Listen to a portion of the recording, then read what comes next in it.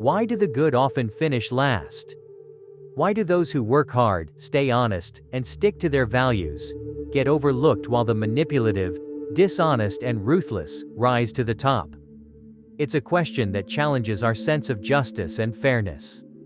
Every day, in politics, business, and even in history, we see people who lack integrity and morality gain extraordinary power. So, is there something more to this than just bad luck? You've probably noticed this pattern before. Cruel emperors, ruthless CEOs, and figures of history who trample over others to get ahead. They succeed, not because they're better, but because they know how to exploit, deceive, and dominate. And they rise faster than those who hesitate to break their moral code. But why is this the case? Is morality really a weakness in the game of power? This isn't just some random anomaly. It's a deeply rooted part of human nature, shaped by the evolutionary psychology that governs us all. In a world where resources are scarce and competition is fierce, those who focus on fairness and justice often fall behind, while those willing to do whatever it takes, no matter the cost, climb to the top. It's a harsh reality, but it's undeniable. But here's the twist. Although the ruthless may succeed in the short term, history shows that they rarely maintain their power for long. The very thing that allows them to rise is often the thing that causes their downfall. So, while it's tempting to think that the morally upright will always lose in this game, the truth might be more complicated than that. Which brings us to an uncomfortable question. Is it worth it to stay true to our values, even if it means facing setbacks in the short term? Can morality truly be a strength in a world built on power struggles? The answer might just surprise you. Stick around, because what happens next will make you rethink everything you thought you knew about success and morality. To truly understand why the worst people often come out on top, we need to dive into the very nature of power itself. Nietzsche, one of the most provocative philosophers in history, saw power as an inevitable force of life. It's neither inherently good nor bad. It's simply a truth of existence that we must confront. So, let's break down one of his most controversial ideas: the distinction between the morality of the masters and the morality of the slaves. Imagine for a moment two warriors standing on a battlefield. One is strong, decisive, and fearless. He takes what he wants, rules the world with force, and never asks for permission. The other, however, is hesitant, waiting for validation from others, hoping that the world will reward his virtues of kindness and justice. Which of these two warriors has a better chance of surviving, let alone dominating? It's clear. The one who's strong, decisive, and unafraid to take what he desires. Friedrich Nietzsche argued that morality is not a universal truth, but rather a product of power struggles throughout history. In this context, he identified two types of morality: the morality of the masters and the morality of the slaves. These aren't just abstract ideas, they're frameworks that help explain why ruthless individuals often rise to the top, while those who prioritize kindness and justice may find themselves sidelined. The morality of the masters is the morality of the strong, the rulers, the conquerors, the powerful. It's based on values like strength, courage, ambition, and dominance. To the masters, what is good is whatever increases their ability to assert their will over the world. They don't seek approval from others. They define their own values and take responsibility for their destinies. Weakness, to them, isn't something to be protected or glorified, it's something to be overcome. On the flip side, there's the morality of the slaves, which belongs to the oppressed, the powerless, those who can't impose their will directly. Instead of celebrating strength, this morality glorifies humility, obedience, and sacrifice. It teaches that suffering is noble, and that power itself is inherently evil. Nietzsche saw this as a moral system created by those who couldn't dominate, a psychological adaptation that helped them survive in a world where they had little control. So, what does this mean for us? Could it be that the world's power structures have been shaped by these two competing moralities, with those who follow the master morality finding success, while those who live by the slave morality often end up struggling. It's a tough pill to swallow, but it's the key to understanding why the most ruthless sometimes seem to have the upper hand. But is this the whole story? Or could there be more to power, and how we achieve it, than we realize? Stay tuned, because we're about to dive deeper into this concept and uncover a shocking truth that could change everything you think you know about success. Here's the uncomfortable truth. The morality of the slaves doesn't just fail to prevent the rise of the ruthless, it actually enables it. By condemning ambition and shaming the pursuit of power, it leaves the most crucial resource, power, in the hands of those who don't care about morality. While the noble-hearted, those who embrace the morality of the masters, hesitate, the ruthless move forward without hesitation. And in a world where hesitation often equals defeat, the results are predictable. So, what does this mean for us? Are we supposed to abandon all morality and follow the relentless path of power at any cost? Or is there a way to reconcile strength with virtue? Let's pause for a moment and imagine a vast, wild landscape. In this world, survival isn't about kindness or justice. It's about strength, adaptability, and the willingness to do whatever is necessary to survive. The lion doesn't ask for permission to hunt. It doesn't apologize for its power. Nature rewards those who dominate, not those who hesitate or question their actions. In this brutal game, only the strong survive. But here's the big question. How do we navigate this world? Can we find a balance between strength and principles, between achieving success and staying true to ourselves? Human society, despite its laws, contracts, and social norms, is not so different from the natural world. The dynamics of survival are still at play, and often, the individuals who rise to power share a common trait. They are relentless. It's not about cruelty, it's about the ability to act decisively without hesitation or guilt. This isn't some coincidence, it's an evolutionary adaptation, a mechanism that has allowed individuals, empires, and even entire civilizations to take control in a world that doesn't wait for anyone to catch up. Psychologists have studied what traits predict success in competitive environments, and consistently, certain patterns emerge. High ambition, low sensitivity to fear, and perhaps most controversially, a decreased empathy for those who stand in their way. But that doesn't mean we should abandon all empathy, or that ruthlessness is the only way to succeed. It's more about understanding that in this world, the winners are often those who can act without hesitation, without guilt, and without waiting for the world to reward them for their morality.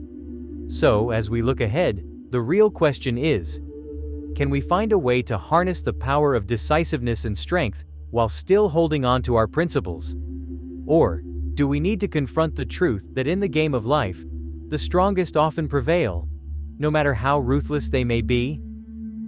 The choice is ours, but the road ahead is anything but simple. Stick with us, because we're about to explore a powerful shift in thinking that could change how you view success, power, and your place in the world. It's a tough question. Are all powerful people psychopaths? The answer is no, but many of them do share certain traits that allow them to act without limitations. Think about the leaders, entrepreneurs, and conquerors who have shaped history, from Julius Caesar to modern tycoons. One thing is clear. Hesitation is an obstacle. Power is not granted, it's taken. The strong don't wait for permission to lead. They push forward, take risks, and deal with the consequences later. That's why the relentless rise to the top, while those who hesitate remain in the shadows. But here's the paradox. Relentlessness alone isn't enough. Those who hold power without wisdom often face spectacular downfalls. The same qualities that help someone rise to the top can also be their undoing. A leader who rules solely through fear will eventually be consumed by the very forces that once helped them control. History is full of tyrants who believed they were invincible, until they weren't. So, if power is often claimed by the ruthless, does that mean morality and justice are doomed to fail? Not necessarily, but to understand this, we need to challenge one of society's greatest illusions, the modern belief that the world is inherently fair. From a young age, we're told that good things happen to good people. We hear stories about the rewards of hard work, the triumph of virtue, and the certainty of justice. Religious and moral philosophies reinforce this comforting belief. But when we step into reality, we quickly realize the brutal contradiction. The hardest workers aren't always the richest, the most honest don't always lead, and the kindest people are often left behind. This disconnect isn't a flaw in the system, it is the system. The idea of justice in many ways is a social construct, a narrative created to maintain order, not to reflect the reality of power. The truth is, power and success are not delivered based solely on merit. They're fought for, often held back by those who understand the game better. Psychological research has uncovered something called the just world fallacy, the tendency to believe that life is inherently fair, that people get what they deserve. This belief is dangerous because it encourages passivity. If we think that only kindness will lead to success, we risk ignoring the harsh realities of competition, strategy, and power. While we sit waiting for justice, those who don't share our illusion are already moving ahead. So, where does that leave us? Should we abandon our values and embrace the game as it is, ruthless and uncompromising? Or is there a way to adapt without losing ourselves in the process? The road to power is not straightforward, and the battle is more than just about strength, it's about understanding the game and how to play it. But understanding power means confronting some uncomfortable truths. And we're just getting started. It's a tough question. Are all powerful people psychopaths? The answer is no, but many of them do share certain traits that allow them to act without limitations. Think about the leaders, entrepreneurs, and conquerors who have shaped history, from Julius Caesar to modern tycoons. One thing is clear: hesitation is an obstacle. Power is not granted, it's taken. The strong don't wait for permission to lead. They push forward, take risks, and deal with the consequences later. That's why the relentless rise to the top, while those who hesitate remain in the shadows. But here's the paradox: relentlessness alone isn't enough. Those who hold power without wisdom often face spectacular downfalls. The same qualities that help someone rise to the top can also be their undoing. A leader who rules solely through fear will eventually be consumed by the very forces that once helped them control. History is full of tyrants who believed they were invincible, until they weren't. So, if power is often claimed by the ruthless, does that mean morality and justice are doomed to fail? Not necessarily. But to understand this, we need to challenge one of society's greatest illusions: the modern belief that the world is inherently fair. From a young age, we're told that good things happen to good people. We hear stories about the rewards of hard work, the triumph of virtue, and the certainty of justice. Religious and moral philosophies reinforce this comforting belief. But when we step into reality, we quickly realize the brutal contradiction. The hardest workers aren't always the richest, the most honest don't always lead, and the kindest people are often left behind. This disconnect isn't a flaw in the system, it is the system. The idea of justice, in many ways, is a social construct, a narrative created to maintain order, not to reflect the reality of power. The truth is, power and success are not delivered based solely on merit. They're fought for, often held back by those who understand the game better. Psychological research has uncovered something called the just world fallacy, the tendency to believe that life is inherently fair, that people get what they deserve. This belief is dangerous because it encourages passivity. If we think that only kindness will lead to success, we risk ignoring the harsh realities of competition, strategy, and power. While we sit waiting for justice, those who don't share our illusion are already moving ahead. So, where does that leave us? Should we abandon our values and embrace the game as it is, ruthless and uncompromising? Or is there a way to adapt without losing ourselves in the process? The road to power is not straightforward, and the battle is more than just about strength. It's about understanding the game and how to play it. But understanding power means confronting some uncomfortable truths. And we're just getting started. But does this mean that morality is entirely pointless? Should we abandon all principles in the pursuit of power? Not exactly. The key is understanding the game without becoming its slave. The people who suffer most are often those who believe that simply being kind will be enough to win. It's not. The true power lies in balancing integrity with strategy, combining kindness with strength.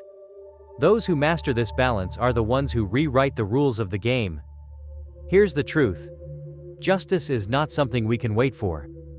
It's something we must create. And creating it requires power. Nietzsche saw this struggle for power as a fundamental part of human existence. His answer wasn't to surrender to the illusion of justice, nor was it to become cruel and ruthless. Instead, he pointed to something far greater, the way to transcend both weakness and cruelty.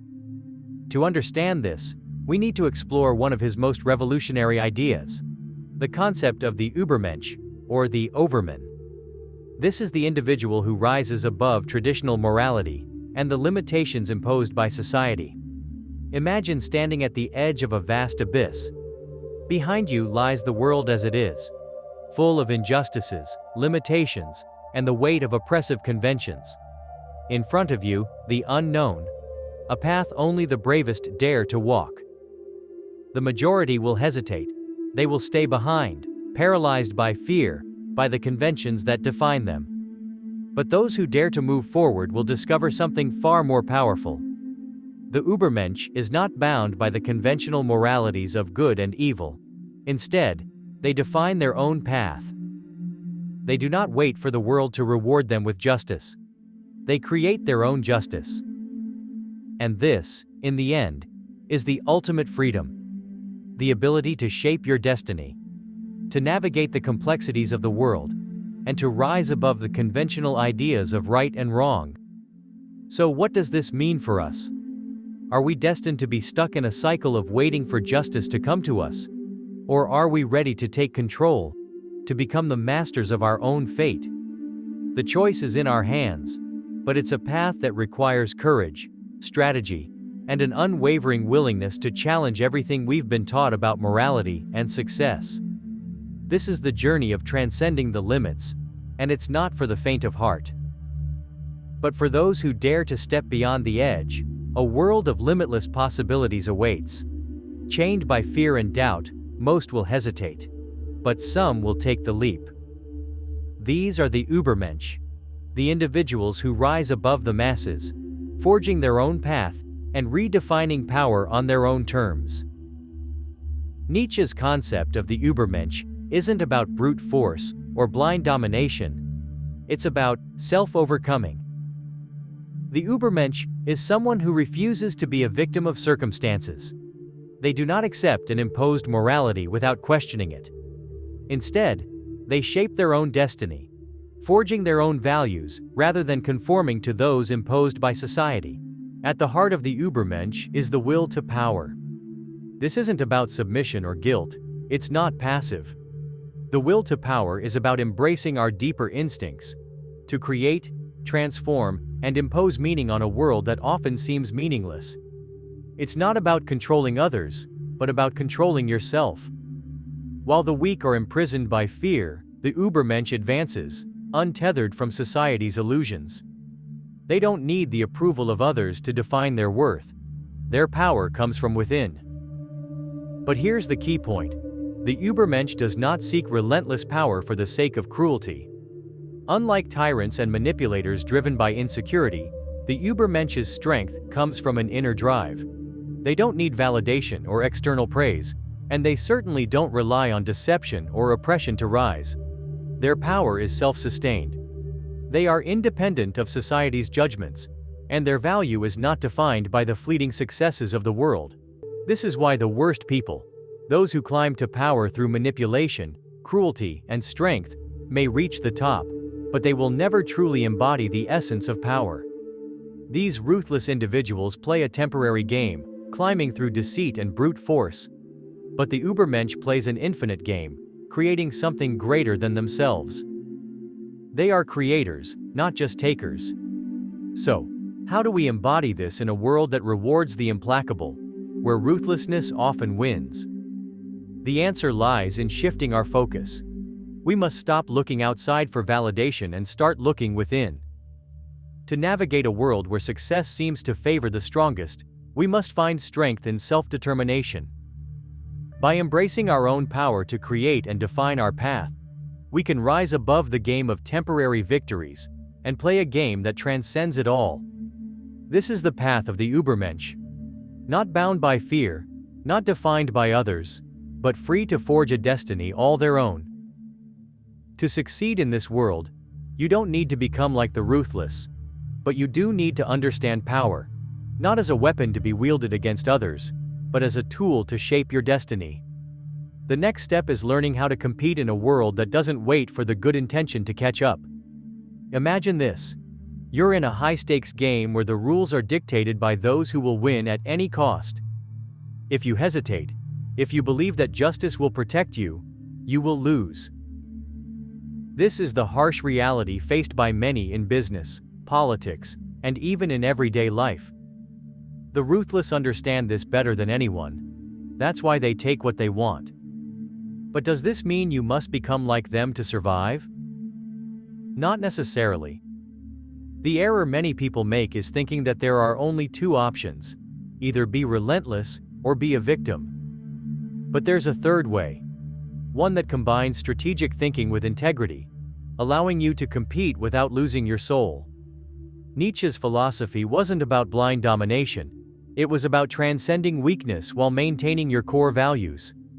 The key is understanding power without becoming enslaved by it. One of the greatest weaknesses people have is believing that life should be fair. The most competitive understand this from the very beginning. They don't waste time complaining about injustice or expecting the world to be kind to them. They learn the rules of the game and use them to their advantage. That doesn't mean abandoning ethics. It means recognizing that power is neutral. Those who understand it and use it effectively are the ones who succeed. Many people fail because they assume that kindness alone will get them where they want to go. The truth is, power is rarely given. It's taken. This doesn't mean you need to be cruel, but it does mean you need to understand the minds of those who seek to exploit others. Empathy in this context is strategic.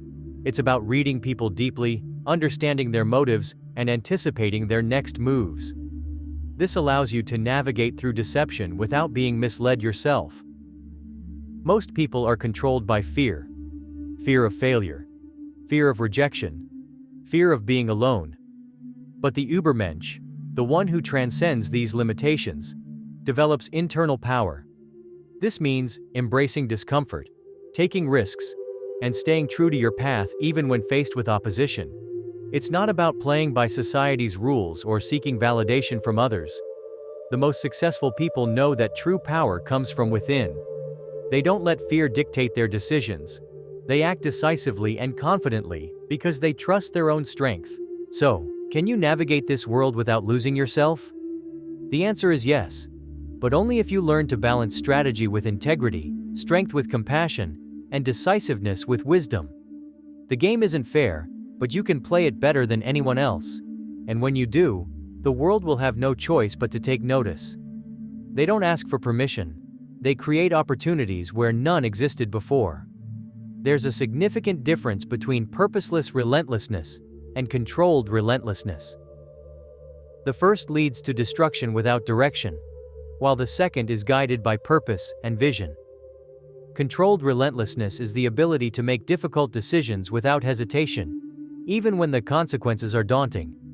Sometimes, power demands that we distance ourselves from toxic relationships, make unpopular choices, or confront uncomfortable truths. This isn't cruelty, it's strength. The key is knowing when to act and how. The ruthless often rise quickly, but they fall just as hard. Why? Because their power is built on exploitation, not creation. The true Übermensch doesn't just manipulate to climb the ranks, they build. Whether it's a business, an idea, a movement, or personal transformation, when you create something valuable, you make it indispensable. You don't need to manipulate or deceive because your power is earned, not stolen. So, you can succeed in a world that rewards the ruthless, but only if you stop following the old rules. Stop waiting for justice to come to you, and start dominating on your own terms. The real power doesn't lie in conforming to society's expectations. It lies in creating your own path, taking control of your destiny, and building something that the world can't ignore. When you stop asking for permission and start creating opportunities, you'll realize that true power isn't about competing with others. It's about transcending them and shaping your own future.